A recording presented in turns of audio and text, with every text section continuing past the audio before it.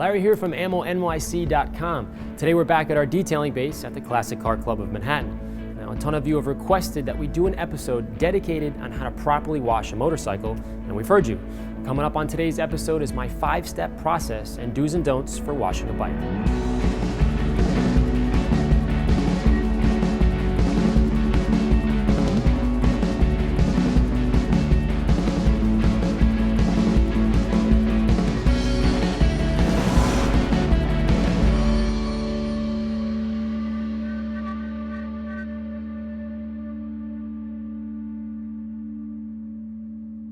A friend of mine recently purchased his dream bike, a 2013 KTM 350 EXCF. Super light, nimble, and incredibly quick. Unlike the typical heavy tank-like bikes from years ago, the EXC is a serious enduro race bike, but the coolest part is that it's street legal. After becoming a city slicker for the past 15 years, my friend wanted to get back in touch with his dirt bike riding roots, and it looks like he couldn't be happier getting his bike absolutely filthy.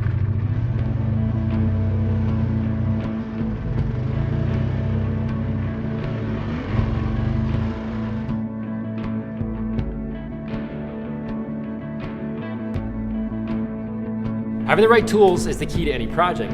Here's a quick overview of what you're going to need. First of all, what we have here is called the 2-bucket system. One bucket is for soapy water that's applied to the bike. The other bucket is for clean water that we use to clean the dirty tools. Here we have our lamb's wool mitt that we use as our main tool for dislodging the dirt and carrying it away. Over here we have our products, which are soaps, wheel cleaner, all-purpose cleaner. We have various assortments of different brushes for the engine and the wheels. We have our terry cloths. If you really want to go crazy, you can use your foam gun. And lastly, we have our tools, airbox cover and exhaust plug to make sure that water doesn't get into any places you don't want it. After placing the bike on the stand and preparing the cleaning tools for battle, step 2 is to quickly assess the condition of the bike for sensitive areas, hidden sticks or branches, and to decide what level of cleaning is necessary. Clearly, in this case, the KTM needs all we can do to get it back into shape. On many bikes, removing the seat is quite easy. By removing one screw under the rear fender, the seat unclips and can be cleaned separately. I try to avoid soaking the seats with water in case there's a small hole or slight tear that will allow the liquid to penetrate the cushion and soften the material inside. For now, just put the seat to the side and we'll address it later, or leave it on and simply avoid heavy pressure washing to be extra safe. Next, remove the air filter cover and the filter itself to avoid getting it wet during the wash. If possible, blow out the filter to remove the heavy mud and dirt that may have gotten past the plastic shield while riding. Afterwards, install the watertight safety cover and secure it in place. Much the same as an engine detail, I'm covering the sensitive electrical areas with extra towels and plastic baggies to minimize any heavy water saturation now that the seat has been removed. Before we can get to my favorite part of the cleaning process, I'm quickly addressing the area around the exhaust hole before I install the plug to avoid any tiny bits of dirt that might fall inside. It takes an extra minute or so, but it's better that you take your time and avoid any potential issues. This bike is equipped with a spark guard that needs to be removed before you can plug the exhaust. Simply unscrew it and affix the plug. Now, onto my favorite part, the pre-rinse stage. The goal here is to knock off as much dirt, grass, mud, or anything else that might be tagging along before the soap stage. If you don't have a pressure washer, a garden hose will do just fine. Always work from top to bottom and lean the bike over to get completely underneath. Remember, the more you remove now, the easier and less potential scratching you'll do later. Plus, pressure washing mud and gunk off of pretty much anything is fun, but to do it on this amazing bike is unusually satisfying.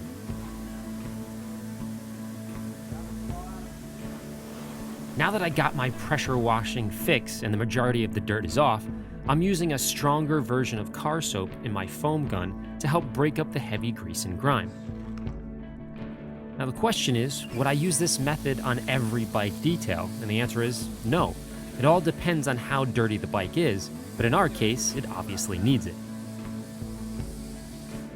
As you might have noticed, I have yet to touch or scrub the bike because of the high level of dirt which act as abrasives. Do your best to utilize water pressure, foam guns, and cleaning solutions to minimize the scrubbing necessary and to avoid the typical scratches that commonly occur on motorcycles. Now with the clean wash mitt and the 2-bucket system, wash the bike from top to bottom, rinsing your mitt frequently. When riding in really muddy conditions, it's a good idea to clean between the fork dust seals and the fork seals themselves. Gently clean out any mud and dirt with a spray of water, but too much pressure could force the dirt past the fork seals into the forks themselves, so be careful. As you get into smaller or tighter areas on the bike, use a toothbrush, wheel cleaning tools, or a designated interior brush to agitate the caked on mud. For areas that need extra help, I'll use an all-purpose cleaner in the wheel lug nut brush to help release the grease. Next, it's onto the wheels. Depending on your spoke pattern, you can use all the various tools in your wheel bucket. With the bike on a stand, spin the rim by hand to easily access each spoke and tire nub.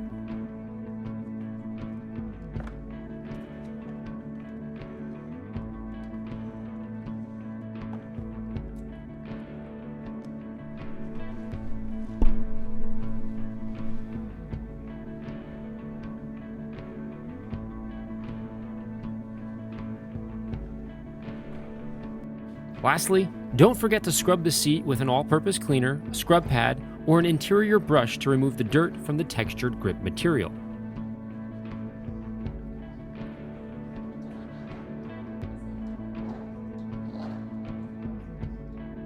At this point, all the mud should be loosened and ready for the final rinse.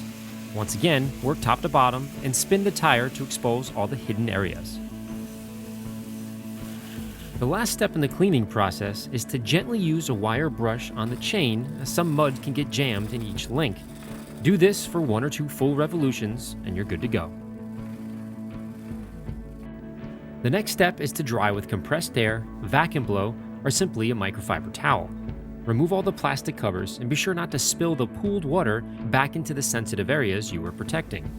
Replace the air filter, plastic covers, and of course, the seat and screw underneath.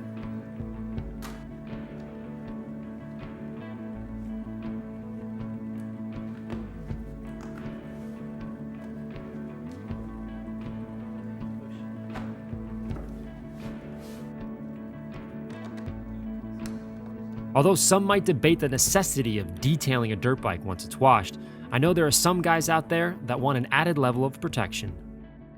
So, adding paint sealants will do the trick. Apply your protection to the plastics, including the underneath of the front and rear fenders, to help repel mud and make your next cleaning that much easier.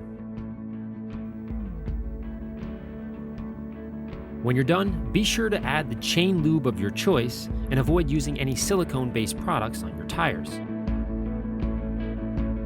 Now that it's clean, perfect, and protected, there's nothing more he wants to do than cruise the streets of Manhattan and weave through the city at night.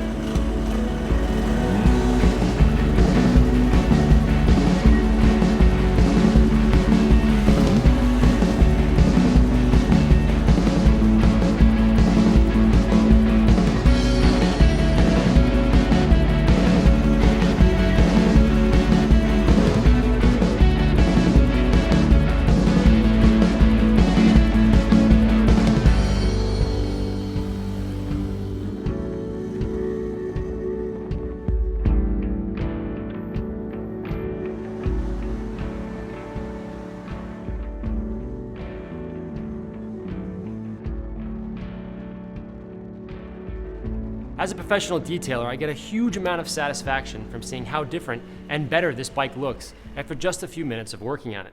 But at the end of the day, these bikes aren't made to be kept dirt-free inside sterilized garages. They're made to be ridden. For a PDF download of these 5 steps, visit ammonyc.com. And if you have any additional tips that have helped you maintain your bikes, log in and share your thoughts via this video's YouTube comments. Well, that's it for me, guys. Thanks again for watching this episode of Drive Clean right here on the Drive Network.